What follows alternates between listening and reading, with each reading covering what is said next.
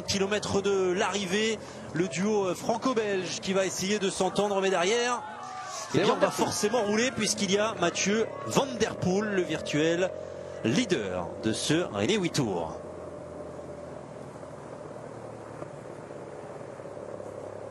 Paul Magnier qui a cassé les pattes de tout le monde, qui a cassé les pattes de son coéquipier Tim Merlier.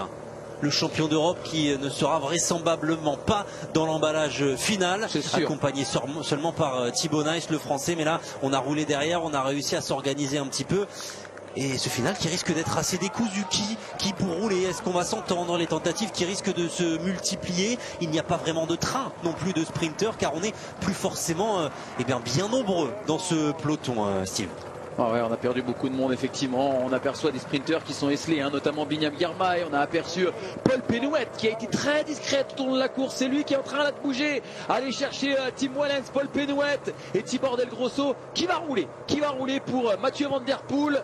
On a vu Mathieu Van Der Poel attendre Thibaut Del Grosso se mettre dans sa roue, le meilleur jeune de ce René Witour qui va se muer en équipier de luxe. Il est pourtant 7e du classement général, mais peu importe, on va jouer pour son leader, pour son grand leader, le grand favori du jour, Mathieu Van Der Poel. Il voit que son coéquipier Thibaut Del Grosso bute, alors Mathieu Van Der Poel décide de prendre les choses en main et de recoller aux deux hommes à l'avant. Wellens, Pénouet, le signe de la tête qui veut dire je n'y arrive pas à suivre la roue.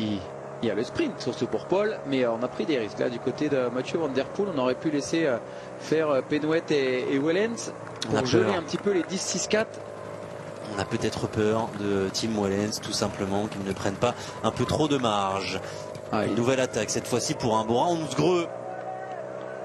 Est-ce que c'est Maxime Van Gils? Non, c'est pas Van Gils, Thibaut Nice, Bettiol, Milesi. Et on revoit les hommes qu'on voit à l'avant depuis tout à l'heure, ceux qui tentent. Chez Red Bull, il me semble que c'est. Je suis un peu piégé, il faut m'aider. C'est Roger Adria, je suis pas sûr, mais. Roger Adria, 16e du classement général, c'est fort possible que ce soit l'Espagnol. Attention à gauche, là, ça passe juste. Ça remonte dans ces 3 derniers kilomètres maintenant, où il y a encore tout de même pas mal de sprinters. On n'a pas vraiment fait le tri nécessaire pour peut-être se jouer la victoire d'étape pour certains baroudeurs, pour certains punchers. Olaf Koy est bien là, Pavel Bittner également, Arnaud Delis aussi. On le rappelle, si Arnaud Delis termine dans les 3 premiers et que Mathieu Van Der Poel termine derrière Arnaud Delis, alors ce sera le Belge qui sera le vainqueur de ce René Witour 2025, la 20e édition qui pourrait sourire à un Belge. C'est en train de se bousculer dans la roue de Pavel Bittner, entre Fred Wright notamment et Paul Pénouet.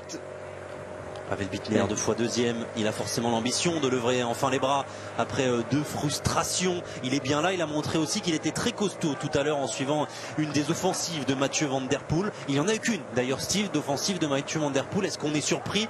Pas forcément, on a eu la victoire d'étape, on joue le général. Maintenant Mathieu Van Der Poel va se mêler au sprint. Il est capable d'aller faire le sprint avec les meilleurs. On a Paul Magnier qui est là, on a Olaf Koy qui est là, on a Axel Laurence, on a Thomas Kopecky pour la formation Unibet Titima Rocket. On a pas mal de monde qui vont se mêler au sprint. Axel Laurence bien évidemment pour la formation Arkea BNB. Est-ce qu'on a encore Amaury Capiot? Il me semble qu'il est là. Ça frotte, 1 km 500 de l'arrivée. Flamme rouge, bientôt. On le rappelle, pas de victoire française depuis 2015. Pourquoi pas voir un tricolore lever les bras aujourd'hui? La dernière victoire, c'était Johan Lebon en 2015. Arnaud Desmar en 2013, Nasser Boigny en 2014. On a des sprinters qui se sont déjà imposés sur ces routes. Pourquoi pas voir un Paul Magnier qu'on vient de voir très costaud, même s'il a forcément lâché des plumes dans cette offensive. Attention, virage à droite. Et flamme rouge. La flamme rouge, le dernier kilomètre de ce Tour du Benelux 2025.